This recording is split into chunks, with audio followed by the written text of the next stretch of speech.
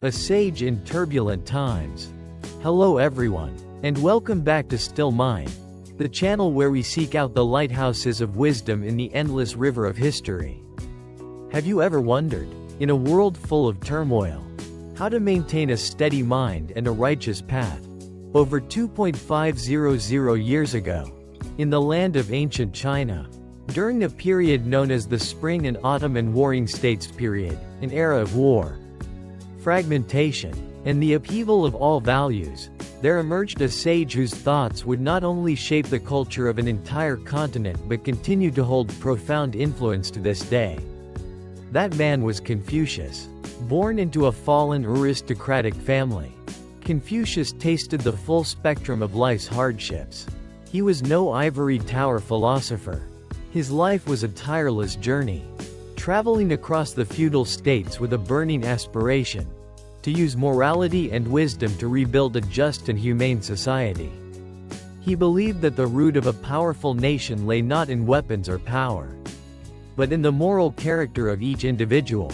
The foundation he built is encapsulated in 5 virtues: Ren, benevolence; Li, ritual propriety; Yi, righteousness; Ji, wisdom; and Shin, integrity. Though more than 2 millennia have passed, his teachings remain like precious gems, their value untarnished. They are the moral foundation and life philosophy for millions in the East and are recognized and studied by the entire world. Today, we invite you to turn back the ancient pages to discover 10 of Confucius's immortal philosophical sayings. These are not dry dogmas, but practical, profound guides that help us find answers to the problems in our own lives. Let's see why he is revered as the model teacher for 10,000 generations. Quote 1. The joy of learning. The first teaching we'll explore touches upon the most familiar aspect of our lives: learning. Confucius said, "This means, to know it is not as good as to love it. To love it is not as good as to find joy in it." This isn't just a quote, it's a revolution in the mindset of learning. Confucius pointed out 3 levels of acquiring knowledge. The lowest level is knowing it, tri kai jia, learning out of duty or obligation. It's like studying just to pass an exam or get a degree. Here, knowledge is a burden, easily forgotten once the goal is achieved.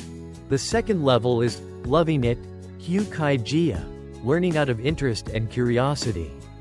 Here, learning becomes proactive. You learn because you genuinely want to know.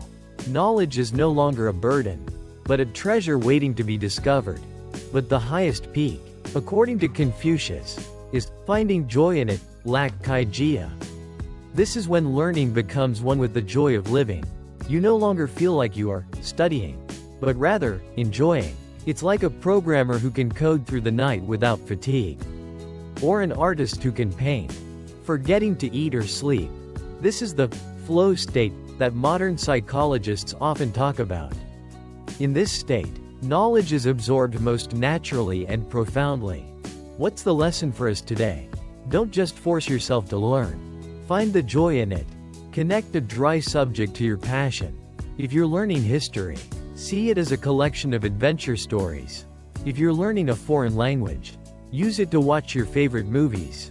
When you find joy, learning becomes an exciting journey of self-discovery. Quote 2. The mirror and the accusation. Next, Confucius teaches us about the fundamental difference in how 2 types of people face adversity. He said, translated, the superior man seeks it in himself. The inferior man seeks it in others. In Confucian philosophy, superior man, quan tu, and inferior man, tiu nyan, do not refer to social status, but to moral character. When a problem arises, a project fails, or a relationship breaks down, the first reaction of the inferior man is to find someone to blame. They will say, it's his fault. It's because of the circumstances. It's fate. They always place themselves in the victim's role, and finding a target for their anger gives them a temporary escape from responsibility. In contrast, the superior man does something much harder. They look inward. The first questions they ask are, Where did I go wrong? What could I have done differently? What is the lesson here? To seek it in oneself is the spirit of self-responsibility. The courage to face one's own shortcomings in order to grow. At work, when criticized by a boss, instead of feeling resentful, ask yourself, what skill can I improve? In an argument, instead of criticizing the other person, try to think, what part of my words caused this hurt? This isn't about self-torment, but self-improvement. The mirror of self-reflection is always the most powerful tool for growth. Quote 3. The art of forbearance. The third saying may seem paradoxical, but it holds a deep wisdom about human relations. If you hate a person, you should treat them as if you would forever be in need of them. Sounds strange, doesn't it? Why treat someone you dislike well? This teaching isn't about being fake. It's a lesson in foresight and self-mastery. Life is ever-changing. An enemy today could be a partner tomorrow. Burning bridges or acting with finality only shows short-sightedness and allows fleeting emotions to take control. But on a deeper level, Confucius is teaching us how to free ourselves from the poison of hatred. When you hold on to resentment, the person who suffers most is you. Your energy is consumed by negative thoughts. By treating them with civility, you are making a statement. Your negativity cannot affect my integrity. You are winning the battle against your own ego and pettiness. Forbearance is not weakness, it is strength. It allows a person to rise above hatred, keep their mind at peace, and open unexpected doors in the future. Quote 4. The three treasures of a great person. The ideal person in Confucianism is built on three solid pillars. Confucius summarized them in one concise sentence. Meaning, the wise are not confused. The benevolent are not anxious. The brave are not afraid. These are the three great qualities: wisdom, ji; benevolence, ren; and courage, yang. Wisdom, tri. A wise person is not confused, bat hoak. Wisdom here is not just intelligence, but clarity, the ability to see the true nature of things. When you understand the laws of life, the causes and effects, you will no longer be bewildered or shaken by events. Benevolence, nyan. A benevolent person is not anxious, badu. Benevolence is a vast love for humanity and all living things. When you live for others, when you give without expecting anything in return, your heart will be at peace. Petty worries and selfish concerns for yourself will naturally dissolve. Courage, dung. A brave person is not afraid, batku. Courage is not recklessness, but the fortitude to do what is right, even in the face of danger. The source of true courage comes from wisdom and benevolence. When you know for certain that what you are doing is right, wisdom, and for the benefit of others, benevolence, you will find the strength to overcome any fear. Wisdom, benevolence, and courage are like the three legs of a tripod. Without one, a person cannot stand firm. Wisdom without benevolence becomes cunning. Benevolence without wisdom becomes weakness. And courage without both wisdom and benevolence is just brute force. Quote 5. The golden rule of morality. There is a universal moral principle that appears in nearly every major religion and culture. Confucius expressed it with astonishing simplicity. Meaning, do not do to others what you do not want for yourself.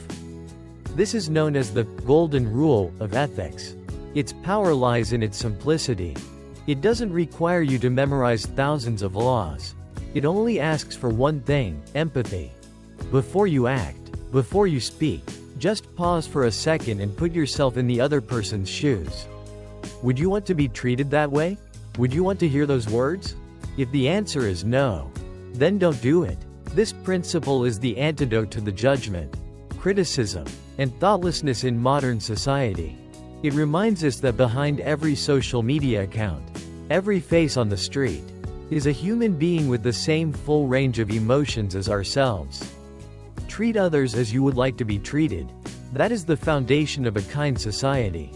Quote 6. The hardest battle.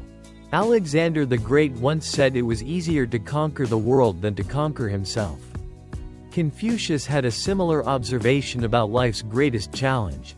Translated as, to conquer oneself is the most difficult task. Why is it the most difficult? Because our greatest enemy is not outside, but right within us. It is laziness, procrastination, anger, greed, and instant gratification. You can run from an external foe, but you can never run from yourself. Conquering oneself is a battle of discipline and self-control. It happens every day, every hour. It's when the alarm clock rings at 5 a.m. and you have to fight to get out of bed. It's when you refuse an unhealthy snack even though you crave it. It's when you remain calm in an argument instead of uttering bitter words. Each time you win one of these small battles, you become stronger. Self-mastery is the foundation of all success. A person who cannot master themselves cannot master anything else in life. Quote 7. The secret to wealth and safety. In a world that constantly pushes us to have more and go faster, the following teaching from Confucius is like a cool, refreshing stream. This means, one who knows contentment is never poor. One who knows when to stop is never in danger. This sentence contains two invaluable life philosophies. First, knowing contentment is wealth. True wealth is not found in a bank account balance, but in the state of your mind. If you always feel that something is lacking, then no matter how much money you have, you are still poor. Conversely, when you know contentment, you appreciate what you have and feel satisfied. That is true wealth. Knowing contentment is not about being complacent or not striving, but about freeing yourself from the endless cycle of greed. Second, knowing when to stop is safety. In all things, from ambition and power to debates and arguments, going beyond the limit invites risk. A wise person knows where the stopping point is. They know when to advance, and more importantly, when to retreat for self-preservation. It's like a driver who knows to slow down before a dangerous curve. Knowing when to stop is a sign of wisdom and humility. Quote 8. Learning and thinking, the two wings of wisdom. Confucius always emphasized the importance of learning, but he also warned of two dangerous traps on the path to knowledge. Loosely translated, to learn without thinking is to be lost. To think without learning is perilous. This is a perfect summary of the dialectical relationship between learning and thinking. To learn without thinking is like a computer that only downloads data without a processor. You can memorize an entire book, but you don't truly understand it. That knowledge is borrowed, not your own. You will become confused and lost, bong, when faced with a situation not covered in the books. To think without learning is like building a house without bricks. You rely only on your personal experience and speculation. This leads to one-sidedness, subjectivity, and stubbornness. You put yourself in a dangerous position, die, because your decisions lack the solid foundation of knowledge from those who came before you. True wisdom is like a bird that needs both wings to fly.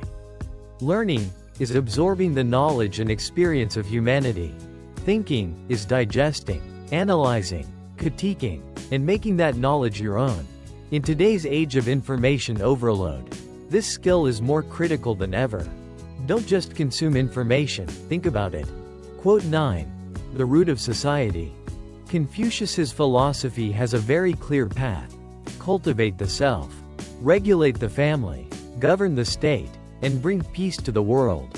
And the most crucial link connecting the individual to the community is the family. He affirmed, virtue in the family is the foundation of society. A strong society is not built from skyscrapers or complex laws, but begins with its smallest unit, each family. The family is the first and most important school.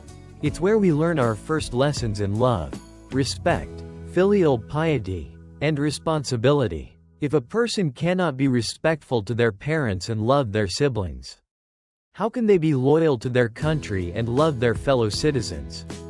If deceit and selfishness reign within the family, how can we expect honesty and altruism in society?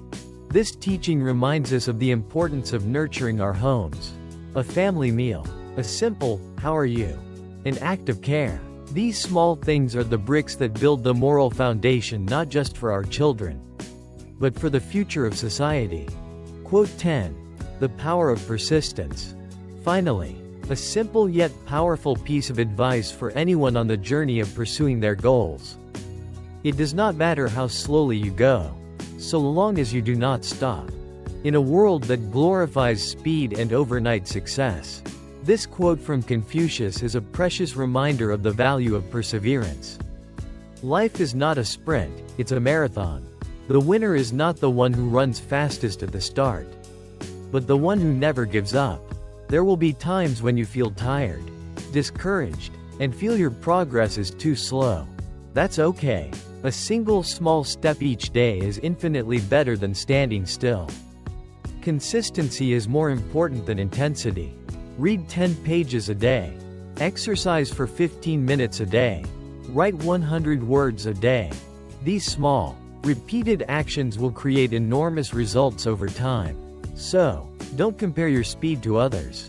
Just focus on your own journey and remember, as long as you don't stop, you will surely reach your destination.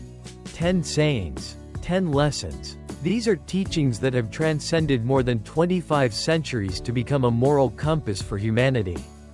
Confucius didn't teach us abstract, lofty concepts. He reminded us of the most fundamental values: learning with joy, taking responsibility, living with forbearance, cultivating wisdom, benevolence, and courage, treating others with empathy, conquering oneself, knowing contentment and limits, balancing learning with thinking, nurturing the family, and persevering to the very end. To live a moral life, to know compassion, and to never stop improving oneself. This is the simplest yet most solid path to building a good life and a humane society. If you found this video meaningful and valuable, don't forget to give Still Mind a like, hit the subscribe button, and turn on the notification bell so you don't miss our next journey into wisdom. In our next video, we will journey across space and time, from the ancient East to Renaissance Europe, to meet Leonardo da Vinci, the ultimate polymath, known as the man who knew everything. Thank you for listening. See you on the next journey.